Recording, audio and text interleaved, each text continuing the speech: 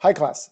In this video, in this final part for chapter 12, for chapter 12, we're going to talk about real options. So what are real options? And if they are real, what are the unreal?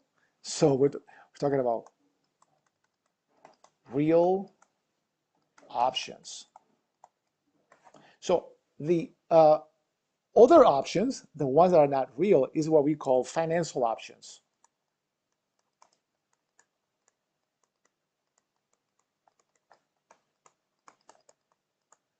Okay, and we have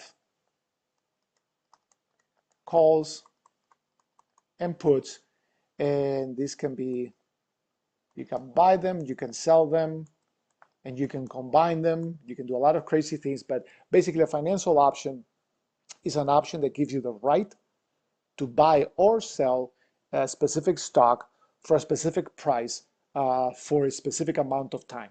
Okay? You don't have to worry about that, but that's where the word options comes from. Real options is derived not at this level. I'm not going to make the link between these two concepts, but there is a link in advanced courses. We're going to stick just to what real options are. And real options is a little bit of a departure from the normal capital budgeting that you've seen up until now. And what is that? Well, up until now, capital budgeting to you has been a line, right, with cash flows.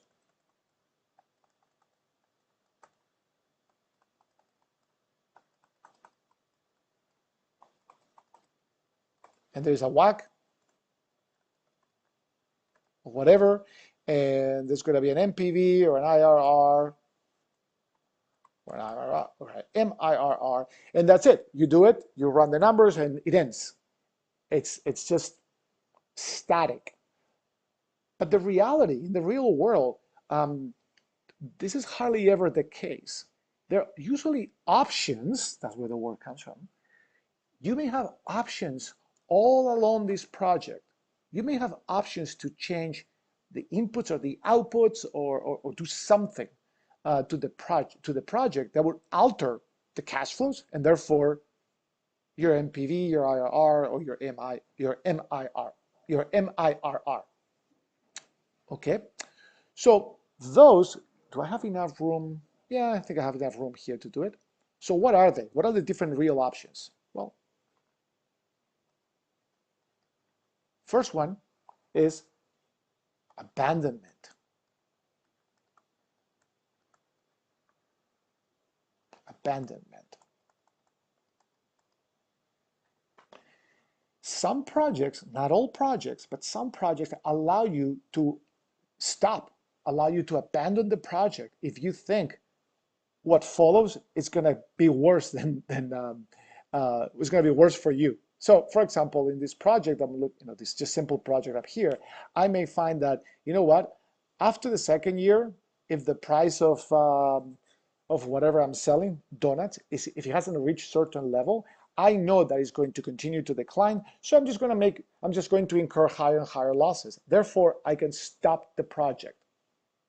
So you will need to calculate what if the project ends at year 2 instead of year 4. Another one is the timing, or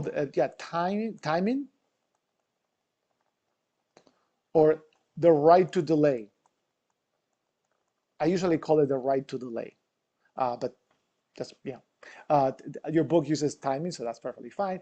So that's the situation where you are allowed to delay the project. So the project doesn't have to start next year, because usually that's what we look at. We look at projects that start right, well, it will start right now, not next year. So it will start like right now kind of thing, and then year 1, year 2, year 4. Well, what if I can actually delay the project to 5 years from now? Would that change the cash flows? It's possible. Maybe the prices will be higher, or maybe they will be lower. But if that is your option, then go ahead. Again, sometimes you don't have the option. In some cases, the project involves replacing a piece of machinery that is breaking down, and you know that it's going to break down. Therefore, you don't have the luxury of delaying. But if you do, you got to compute it because there are some cases where delaying uh, may create a much higher NPV, net present value. So that's a better scenario for you. Of course, be very careful because each of these have a lot of forks on that road, okay? Anytime you delay a project, it may be better for you when um, uh, if you look at it just from those numbers, like the simple numbers, but then if you think about it a little more, you're like, oh, wait a second, the more I delay, the higher the chances that my competitors are going to come into this market, and therefore there goes that, right? So be careful what assumptions you use in your model. Number 3 is expand. It will be the opposite of abandonment kind of thing. Maybe the project allows you after year 3, if it goes well, you can actually expand and increase your inflows. That's another real option. So in that case, once again, you will have to calculate, okay, what will be the value of my project if I expand after year 3. Then we have 4 and 5, they're kind of together. So one is output,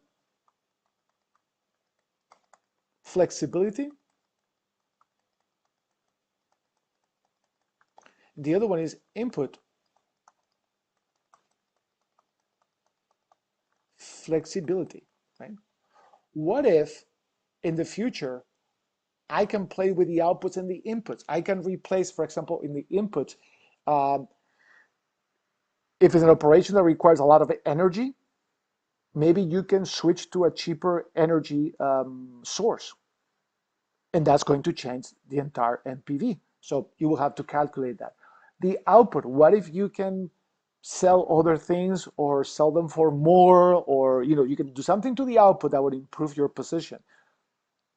Then you have to calculate your project under those assumptions. So those are real options. And if you notice, the textbook doesn't really go into much depth about it. It keeps it very simple. I can tell you that it's extremely complicated and extremely mathematical, and the book doesn't go into it. It just mentions it and kind of keeps it very short. But it is a world.